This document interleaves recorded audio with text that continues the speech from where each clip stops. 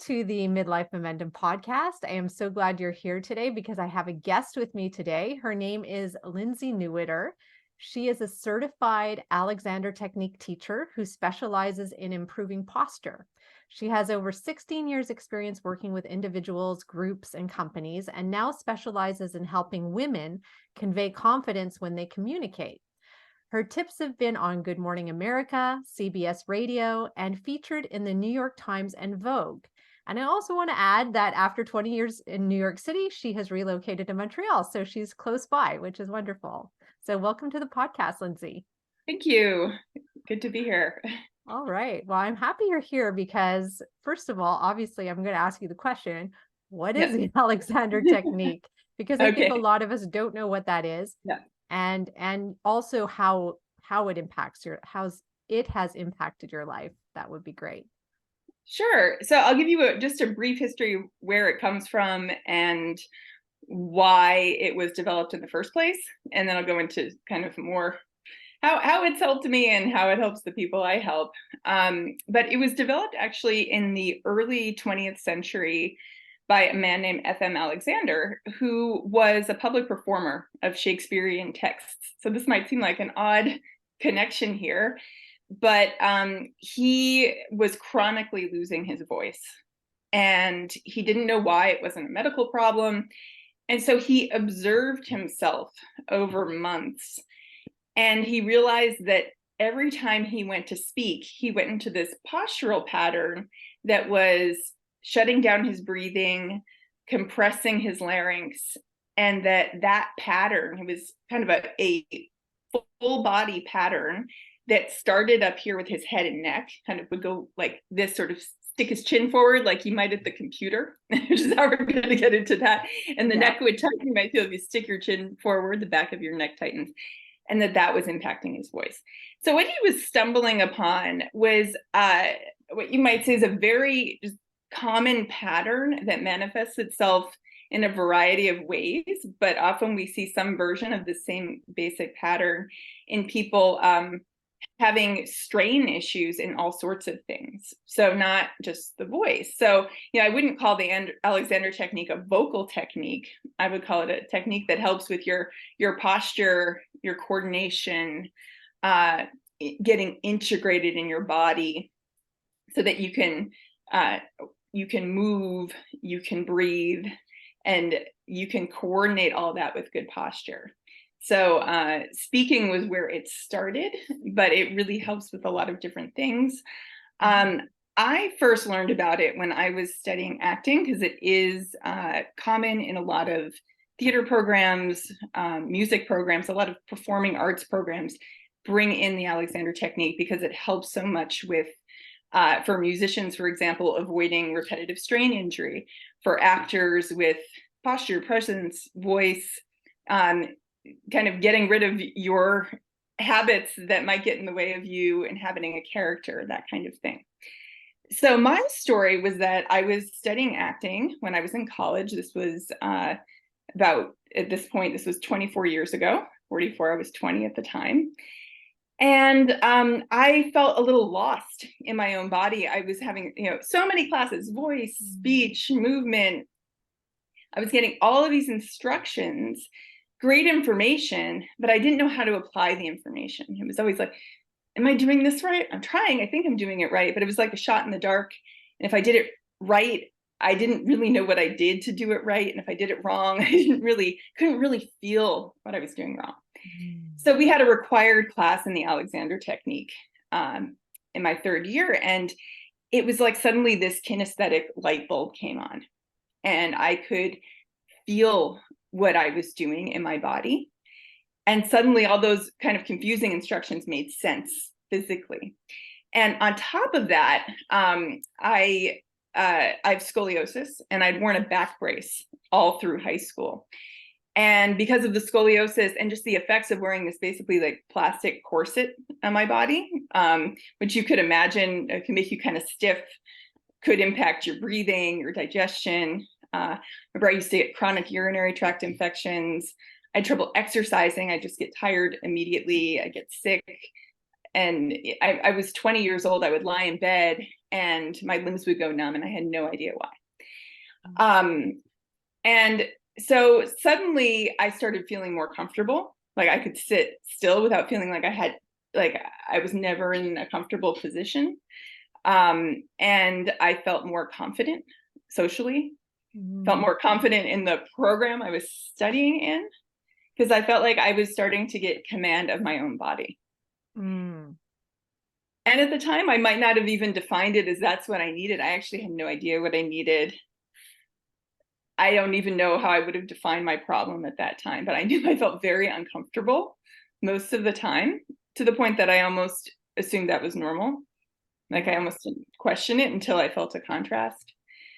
And I just feel so lucky that I had that opportunity at that time in my life, because it's helped me so much since. I don't know if you want me to go into that now, or if we're going to get into that later, but Yeah, no. Well, I love your story. I love that, it just happened. Like it was just sort of by accident that you yeah, stumbled across it, yeah. but that it really changed your life. And it's just this amazing connection between your body and your mind. I mean, it's, you totally embody that, I guess, in a way, the body and the mind connecting with each other, and how important that is, because so many of us, I think, even if we don't have scoliosis, we can connect with what you said, because I think a lot of us are disconnected from our bodies. We're not.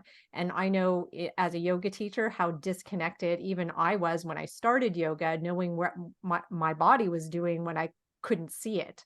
Like if you're not in front of a mirror, where is everything? I don't know. So it's just so interesting how you integrated all that. So yeah, I'd love you to explain a little bit more then, as you said, keep going. Yeah, well, I think it also just going on with what you said about the mind and the body. I think another really crucial thing about that is that in studying this work for myself, and I think for a lot of my clients, what you start to realize is that your internal experience becomes physical and vice versa. And to be able to have a real-time sense of that can be so valuable. So like one of the things that I focus a lot on, particularly in working with women, is interactions. And so being able to have some awareness without being self-conscious. So you're conscious, but not in that sort of, overly self-conscious way, of just where you physically are in space, what you're feeling, and how that relates to, what you're responding to. So all day we're responding to things. We're reacting to furniture, computers, cell phones, stuff we're doing, people we're talking to, sound, and our bodies respond to that. We might think of it as mental, but it's very physical as well. Yeah. And it's so automatic, like we don't even notice it, right? And I just think this is all about noticing the effect of all these external stimuli on our bodies. Exactly. Yeah, that's so interesting. Yeah. So what are, like, when you do have clients come to you, what do they generally come to you for? What do they ask for help with? Especially because this podcast is about women in midlife, the women who are of this age, what do they come to you for? So it's sometimes more than one thing, but the reasons tend to fall in two categories. One might be there's a physical problem. Another is kind of more of an interactive social, I won't even say problem, but just something that they're trying to get a handle on. And so in some cases, they come with both equally. Some cases they might start with one, like maybe there's some back pain or something because of how they're sitting, and then they realize, oh, this helps me with stress, this helps me feel more grounded when I have to be in a meeting, something like that. Or they start with that, wanting to think about how they are presenting themselves, and then it helps with some kind of more what we might traditionally call physical issue. I could give you a couple examples, specific examples. Yeah, sure. I love that. So one person I'm thinking of, she was having like a lot of discomfort sitting at her desk and dealing with her screen and dealing with glasses that are what do you call them? I just forgot. Bifocal? Bifocal. Yeah, I think they might have been trifocal. And like looking, a lot of people discover, particularly in midlife when their vision starts to change, that there's a challenge in trying to look at something like a screen because you have to look through a certain part of the glasses, and that might make you put your head and your neck in a different position, which then affects your posture. And people sometimes have developed pain from that. So we were working quite a bit with her, how she was setting herself up at her desk, her body awareness with the screen. But there was also another big issue, which had to do with being in a leadership role at work and being able to stay composed in certain situations, certain kinds of meetings, or people who were challenging to interact with, and to stay really present and grounded. And I think that is also something particular to midlife, that there are a lot of women who are moving into more leadership roles in their 40s and 50s, and that they find, that they have to kind of step up to that, and that there are new challenges in dealing with that responsibility. So when they were younger, there might have been the challenge of that they want to move up, and how to do that. Maybe they've kind of managed that, and now it's now I'm the boss. Yeah. It's a whole other level. Like I noticed my body just went like this, like just straightened up, and that's it. It's a leadership position. So it is it's very much in your body. So how did you help her? What did you work on? Well, we did a couple different things. And so, one thing, and this is something, actually both of these things I can offer listeners some suggestions. But one is just, being aware of where your body is in space. So like one thing, which was really that thing that was interfering with Alexander's voice, is that a lot of people are interfering with their head and neck, and that tends to impact the whole body. So the best example that most people can usually relate to is looking at the phone, and like they kind of drop the whole head and neck down, or looking at the screen, sort of pushing the face forward, which you might not notice. Like if you put your hands right on the back of your neck and you push your face forward, you're going to feel the back of your neck scrunches, the back of your head actually. If you're looking at this, you probably see me, I'm kind of pushing the back of my head down into my neck. So those muscles in the back of the neck are really tense. The reason why this particular thing is so important is because your head weighs about 10 to 12 pounds. And for every inch that it goes off center is if you're multiplying the weight by 10. Wow. So that has an impact on everything below. People often think of posture, it's shoulders. I've got to pull my shoulders back. Actually, it doesn't work. It makes people stiff. You want to be holding your shoulders back. That's kind of another thing. It's like you actually want your shoulders to be able to move. And for them to be able to be balanced, you need your head and neck to be balanced. And that can help your whole spine, your whole torso, everything to be balanced. So that's really number one. And just being aware of where they are. And can I take you through a little exercise here? Yeah. Okay. So if you follow along with me, so a lot of people aren't actually aware of where their neck is and where their head is. And then that impacts how they move them. So if you just feel where we were feeling before, feel where the base of the back of your head meets your neck. So what you're feeling is where there's bone, the bottom of the skull. It's called the occiput. And then just below, it's kind of fleshy. So that's your neck. So you want to have your fingers right on the spot that kind of divides that area. And then we're going to trace around and say, what on your face is directly opposite that dividing line? And so you're going to have to go through the middle of your ears. If you go over the top, you won't be directly in front. So go right through the middle of your ears. And we ended up in the same place. So we end up with cheekbones, or like the bottom of your nose, right? Yeah. So what that means is your spine goes up to your cheekbones in the bottom of your nose. Interesting. Right? Yeah, you never think of it going that high. It's true. Yeah. If you think about, like, if you feel in the back, it's sort of like, okay, that kind of makes sense, right? That's where your neck is. And then you go on the front, it's like, wait, the spine goes all the way up, like past the jaw. Wow. Up to the nose. And so where the hinge point is, where that first joint where your head meets your spine, where your head meets your neck, is way up between your ears, behind your cheekbones. The thing about that is that most people don't use that joint. They don't use a lot of their neck. They just take their neck with them and move it with their head. So like if you looked at your phone, like if you pick up your phone right now, and I'll show this on the video. So a lot of people, they pick up the phone and they just drop the whole head and neck, right? So if you're just listening, you just feel like where your shoulders are if you just dropped your whole head and neck from the shoulders. Yeah, like that's a whole hinge point right there. That's Right. where we hinge from, right? Yeah. And when I first started learning this, I was amazed because I really thought the back of my head went down to my chin. Yeah. Like I had no idea where my neck was. And so it was sort of like this revelation. So instead, when you look at your phone, all you really have to do is do this tiny little movement up at the top. That doesn't mean you only move your head there. Like if you need to look down farther, you keep looking down. Yeah. The thing is, you can initiate higher up. And look, I'm just going to gently move my chin. And I'm just kind of, it's not pulling my chin back. I'm just looking down at the phone, gently dropping the chin. And to make that even easier, you can just think your head is following your eyes.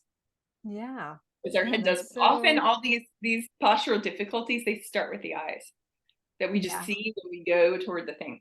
So I'm just going to look at my phone with my eyes. You can try this with me, and just don't hold the phone way out in front of you, because then you're dealing with the weight of the arm. Just bend your elbow, keep your arm by your side.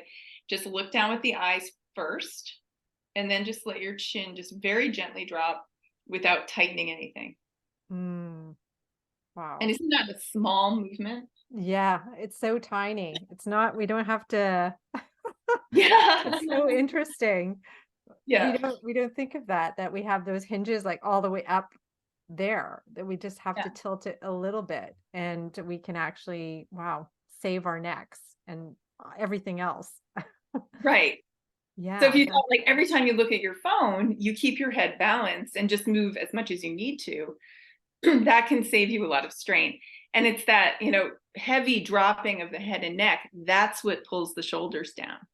Yeah. Not that like you said, it's a 10 to 12 pound weight that you're just dropping out in front of you. It just pulls everything. Wow. That's really interesting. So it makes you so much more aware. Just that awareness now, just what you said about the spine up to my cheekbones. So now I can really think, wow, I can tilt my head from that point. So it's very helpful. Yeah. It's just sorry, it's just a kind of a change of what is often called body schema. Right? It's your representation of where your body parts are in your own mind, so that they're more accurate. And that affects another fancy word called proprioception. Yeah.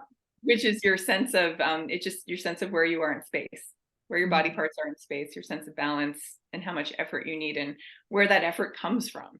Like, is it all coming from your shoulder, or like, if you pick something up, are you doing it all with your shoulder, or are you doing it with your hand? That's another thing I work on with people.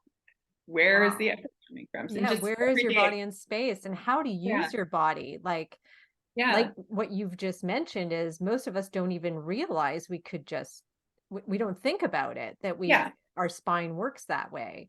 Like, how do we, and going to pick something up, but like a lot of us don't understand like all the little parts that could move to go and reach for something and pick something up. It takes both, I guess. It's noticing your body in space, but also understanding how it works, I guess.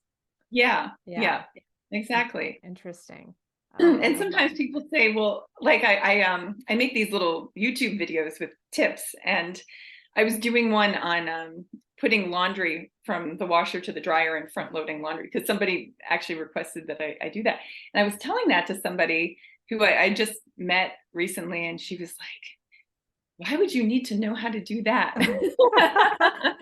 Like, what, how does that impact my life? But it's those little things that add up, and that then affect, like, when you really need to be on, when you really want to be at your best. And let's say, we use the phone as an example, or the computer, and you've been just sort of hunched over possibly for hours. And then you get into the meeting and you've got that sort of, text neck or phone posture, computer posture. And like, you're like, oh, where am I?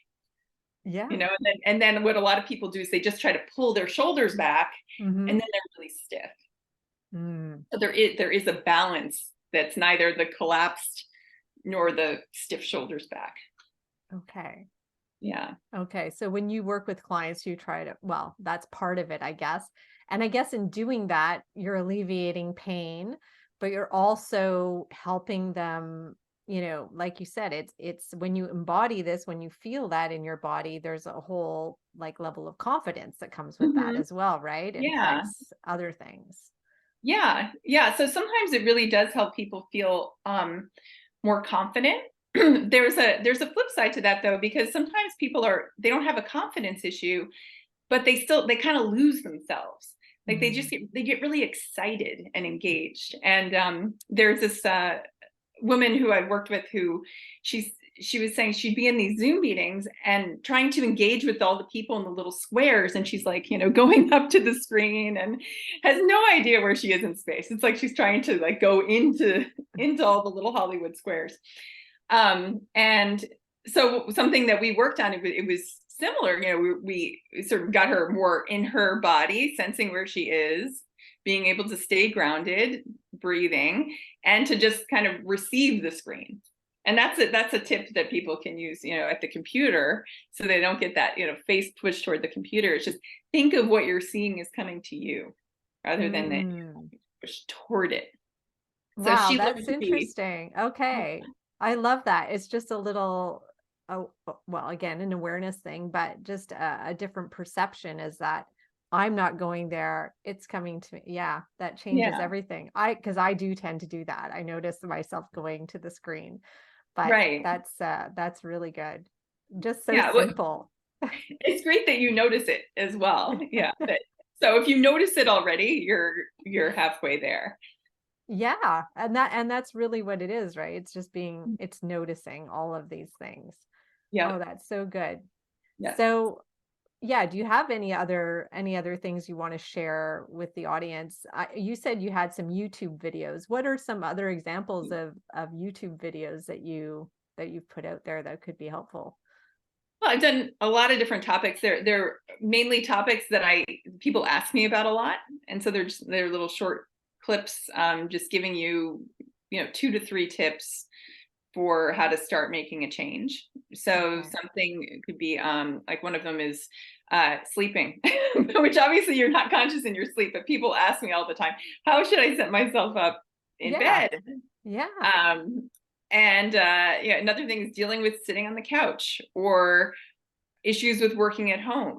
I did one a few weeks ago called pajama posture. To do both. Like if you've been working from home a lot and you're sort of in that pajama mode on the couch, and then then you have to be on. Yeah. How to get out of that kind of pajama posture mode.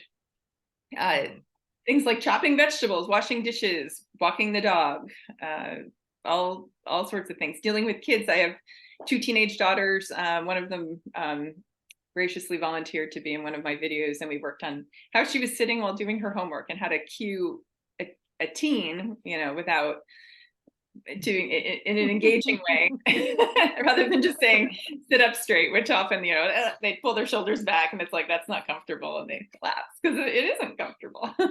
Yeah. Oh, that's really helpful because all of those things are very relatable and they're all things that we do.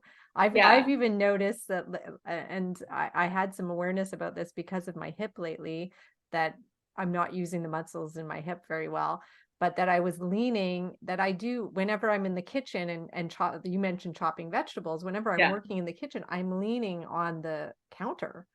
So all my weight on my back is pushed forward and I'm just using that as support. So it's so interesting how these simple things that we don't notice we're doing every day, and that just bringing awareness to it's like all of a sudden like, oh wait, I'm not using my muscles. I'm letting the counter do the work.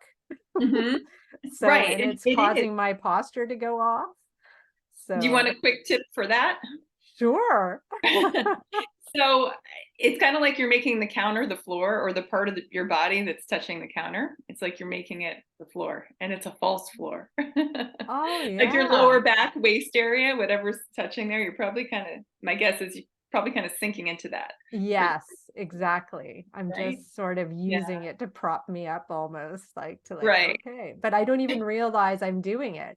And now that I'm aware of it, it's like, okay, now I gotta stand on my own, use my own body Yep. to take that weight. And interesting. So, but what I would suggest you think about is that you're just have a kind of a light focus on your feet. That's Okay. the floor, that's where your grounding is coming from. So Okay. the second thing that I think is second most important to, what's going on up here with the head and the weight of the head is, are you grounded? Mm, And the simplest cue that you can use that is accessible to you at any time is just the feeling of your feet on the floor.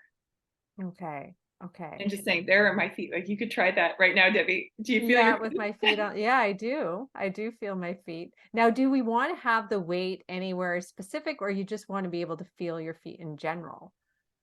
Like when you're standing, you mean? Yeah. Yeah, so that's something that I do go into more detail with people with, like where they'll feel their weight on their feet. Ideally, we want it kind of evenly distributed between the heel and the ball of the foot. Hmm. Um, but if the weight is going all the way forward or all the way back, or most of the way, probably not all the way, Yeah. what could be causing that can vary quite a bit from person to person. Okay. It could be coming from the pelvis tilting one way or the other way, or the upper body tilting one way or the other way. Yeah. Or the Um, head too, I or the imagine, head, maybe. Yeah. and then, if you try to adjust it at the ankles, you're not making the changes up here. So that's where things can get a little more complex. But Okay. just to say, most people, when they are standing, they're leaning backwards.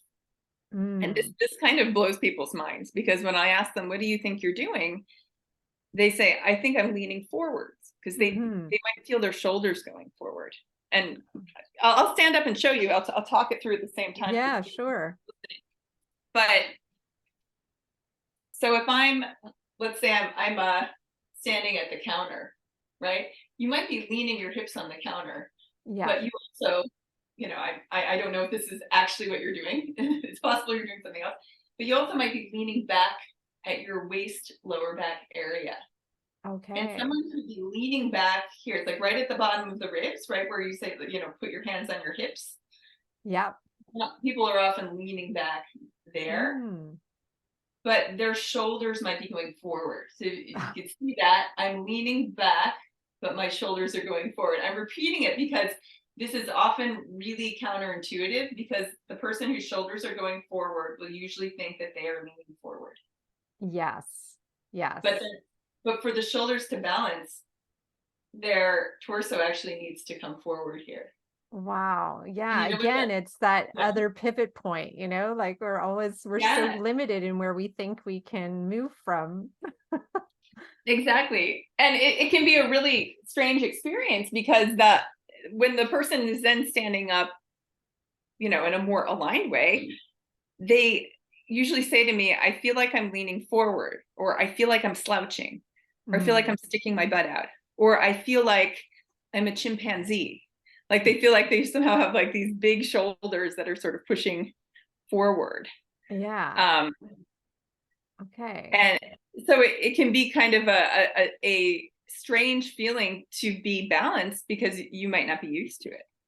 Absolutely. And so you're like a kind of a mirror to them. Yeah. You're showing them, well, this is this is what I'm seeing is Yeah. happening, and Yeah. people must be like, really? Like, I don't feel like that at all. So is your work is trying to get them to feel it, I guess, in their body Yeah. and then be able to correct it. Yeah. Okay. Yeah. Yeah. So it's to feel, and to go back even a step further, it's to feel what they're doing in the first place. Yeah. Because if you just go to correcting it, then it's like you kind of miss the whole process. So it's really the process of noticing what's happening, and which sometimes people get frustrated with, because like they have a lesson or they do a class and they're like, suddenly they're noticing all of their habits. And they're like, oh God, like I'm doing everything wrong. And they get frustrated with themselves. It's like, well, nothing actually got worse. You're actually a step ahead because you're noticing it. And then if you stay in that step of noticing the habit, it actually gives you an advantage rather than rushing too quickly to fix it. Yeah. Yeah. And that makes sense, right? Because then you can really notice what there is to correct. It's not just that you know what it is, it's that you feel it. You can tell in your own body what it is, which is really, really interesting. So I assume this is a process, right? Obviously it takes time to be able to notice and then to know what to, and I guess, is it that you give them exercises to do to correct it, or what do you do to help them correct it? So when I work with people in person, there's a lot of hands-on work. So I'm actually showing them the feeling, right? And helping them, like guiding them to move and, showing that this is, that's tension. That's actually releasing something. I want you to move by releasing, not creating more tension. Yeah. And so there's a lot of tuning in with that. When I work with people online, it's a similar kind of guiding, but it's verbal. It's without the hands-on. And I find that both are helpful because when I'm guiding people online, they're often in their own environment and they get to kind of make that new habit in their own space rather than having to go somewhere and then come home and go like, oh yeah, I have to do that. And we really make a point to make it so they're remembering in that space. And which one people do in person, online, both, it kind of depends on the person. I think for some people the hands-on is like a huge boost for them because it just shows them the feeling, especially they're a very kinesthetic learner. And for other people, I think that the having a little bit of the distance online is helpful because they really like learn to trust themselves that they can do it themselves. They don't think even though I'm not really doing it for them, if I'm doing if you're there, if I'm there, they trust, wow, I did this myself. And I can see quite a lot on over Zoom. And I have to admit that during the pandemic, being forced to only work online so much that my ability to give verbal cues has gotten so much more detailed and helpful, I think. So that's been an interesting thing, but I agree with you. And in fact, that's what, when I work with clients too, it's about getting them to trust themselves, trust their bodies. Yes. It's not what I'm going to tell you. It's not, it's not about me telling you what to do. It's you trusting yourself and what you already know and what you already can feel, that you're the best person to help yourself. So yeah, I love that. I love putting it's in our hands to be able to do this. So that's a beautiful thing. Good. Yeah. Well, thank you. Is there anything else you want to share? Well, let's see. Did you have any more questions? I'm looking at some of the notes that I made as just on the topic of women in menopause and if you have anything specifically for that time, that would be great. Well, I've been thinking about this, and I think that the women who come see me who are in that period of life and midlife, and it's a lot of my clients are women in midlife. And I think what distinguishes them is that often there's like this wisdom that's developed or a curiosity about themselves, about their bodies. So it's about like taking care of yourself, but there's also this sort of spark of curiosity. I even had one client say to me recently that she said she went through menopause relatively early and very quickly. And then it was actually like this feeling of freedom after that, and sort of wonder about her own body as she felt it changing, because that process made her more aware of her own body. And again, interested in, what she could do to improve it. Yeah. So there's a lot of really positive stuff, I think, during that period. I think that a lot of women also maybe feel it's a time in their lives, maybe they were more focused on their children before, if they have children are getting older, They have more time to focus on themselves. Again, maybe moving into more roles with more responsibility at work, and then having to deal with different demands. Yeah. All of those things. Sometimes there's a feeling of needing more confidence. This can help with that Hmm. as well. But um, and I think about in terms of myself, I'm 44, so I'm just kind of on the edge of that period. Hmm. And just thinking where I was when I was 20, and that I had this work introduced to me so young, and that I was having a lot of sort of, physical issues, which were also, emotional, psychological. It was all kind of wrapped into one at that age, and just how doing this kind of work has followed me. So a lot of people will say to me, they're like, how long did it take you to get it? And I'm like, Hmm. well, we're constantly evolving. So like, I feel like I have tools that I take with me. And to say I got it would mean like, am I the same person I was when I was 20? So I'm constantly getting it again. Because, if I imagine all of the things that I have gone through since then, I'm very Hmm. different now. And I had no problems during my pregnancies. And I think if I hadn't had this work, I think it would have been, I can't say for sure. I think it would have been very physically challenging for me. Yeah. Yeah. And yeah, so Yeah, no, I love that because, yeah, like you said, we're evolving. I mean, and if you've had pregnancies, if you've had, our bodies have been through so much in the yeah. past 20, 30, 40 years. So many changes and so many things happening. And me, I'm a little bit ahead of you at 51. I'm I'm feeling more interested in my body too because I'm feeling my body a lot more. Like everything, there's a heightened I don't know if it's a heightened sensitivity, but you all of a sudden, and I know I'm not the only one because I've heard other women say this, but you just Me too. feel a lot, yeah, you feel your body a lot more Yeah. than you did. Like when you're younger, you don't feel things as much. You don't feel pain as much. You don't feel, but now I feel like I feel a lot of things. And so now I'm wondering, oh, what's that? And I'm much more curious, as you said. So that's really interesting because it's so true. And I know that there's a lot of women experiencing that right now. And we just want to understand what's happening, what's Hmm. going on, and what are Yeah. the things I can do to make this feel better for myself. And that's Yeah. where somebody like you would come in and be able to help us really get in touch with our bodies and what's happening, and correct anything if there's things that do need some help where we could do that. Yeah. Yeah. Yeah. Just like for myself, I can tell I'm over the past few years, I think I've become just more sensitive to external stimuli, like sounds, Mm. stuff like that. So it's not necessarily like an internal Yeah. pain or something, or like, oh, my knee hurts. Like I don't really have issues like that. But I'm like, oh, it feels like almost like a bombardment. And I'm like, what's okay? So here's something else to work on. Yeah, yeah, it's true. We do change like that. Yeah. And that's just working on ourselves constantly.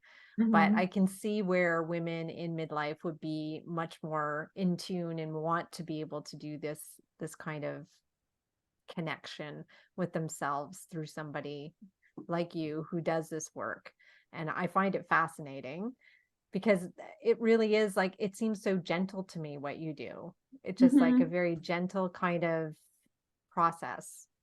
Yeah, it's subtle. People say it feels subtle, but it's deep. Yeah. I think that we're often used to looking at ourselves almost from the outside and like correcting something almost mechanically so Yeah. that it looks different in the mirror. But this is really about it's a bit more energetic. So there's Yes. there's the good body mechanics that's in there, but then there's this sort of, I don't, almost like energetic connection that you get when you get all of that working together. And that piece really needs to be there, or else you might just feel like you're moving cogs in a machine. Yeah. You have to That's part of feel it. You have the, to yeah. feel it in your body that Mhm. it's all coming together. That's all aligned or whatever Yeah. word you want to use. But Right. yeah. Yeah. I love that. Okay, well, this has been really interesting. I really appreciate that you've been here today because there's a lot of things I didn't know, and just such, like you said, subtle things that we can do to connect with our bodies and to feel better in who we are. And so I just want to ask you before we go, for you, what has been the best part of getting older? Well, I think it's a little bit like what I was talking about with the, like taking the tools I have with me Hmm. and at the various steps, and then, having to figure out the next puzzle. Mm, So, as I was saying, I feel really grateful that I learned, some things that have been very valuable for my well-being.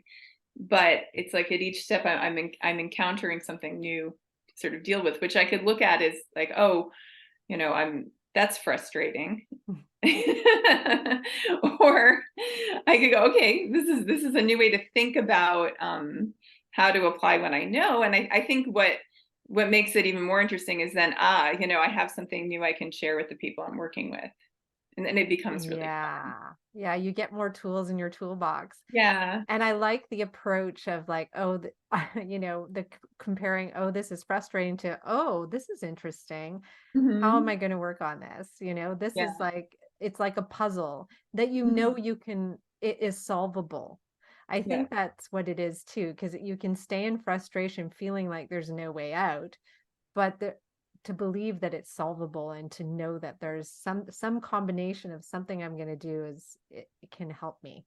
And Yeah. yeah, I think that's so important. And you must have a really good bag of tools right now since you've Yeah. been doing this for so many years.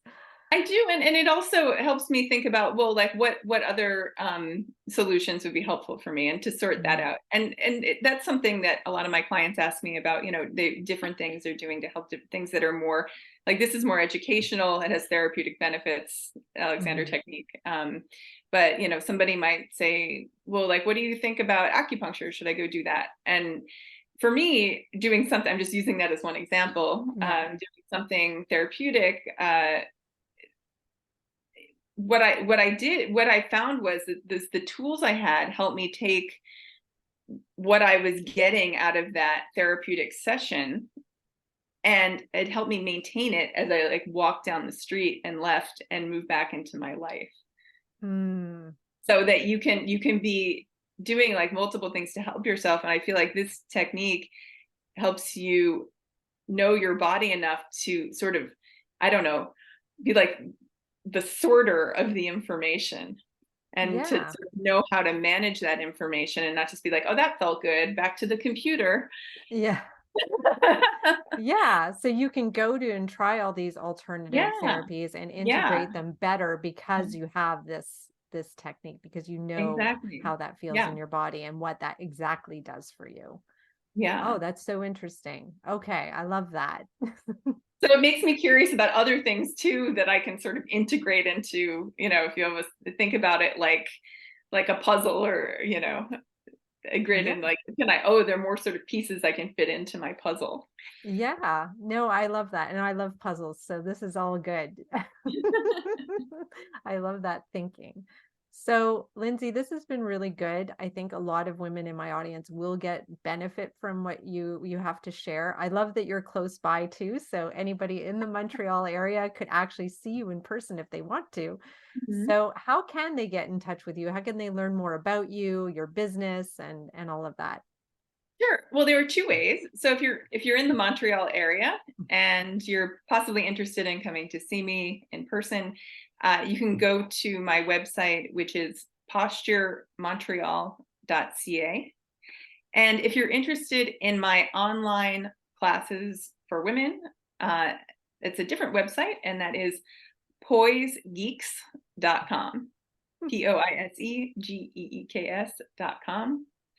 And I'm going to be running a 6-week course for women. It's kind of an onboarding course this winter, be starting in February. And I run weekly classes, which are it's my most affordable class option. It's a drop-in class, and it's a level 2 class, so you have to have done either that onboarding course or some other work with me.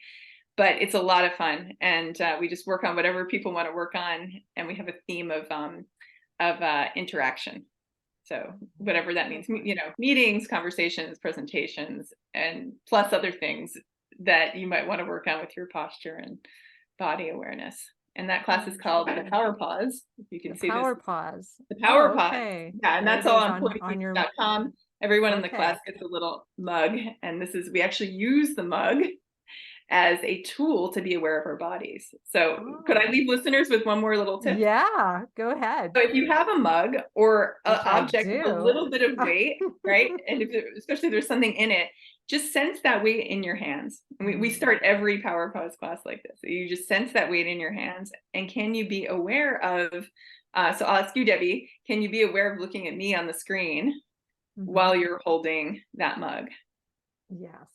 And you sense that weight, and can you see me? Yes. And so I would ask the listeners, can you sense that weight and just, see something in front of you? It might, whether you're looking at this or something else. And that's just a little glimpse into this mug is giving you some feedback to your own body. Can you just be aware of your own body, present with it while you are engaging with something or someone outside of you in a way that's not micromanaging, just it's like a knowledge that you are there. Yeah, it's just innate. It's just like, it's just making us aware of that innate sense we already have. Yeah. Oh, that's so good. That's so simple. Yeah, it's very simple and it's fun. I love it. Well, thank you, Lindsay. And I'm so glad you were here to join us today. And we'll keep in touch since you are in Montreal. So good. And we'll talk to you soon. Okay. All right. Take Bye, care. Lindsay. Thank you. Okay. Bye.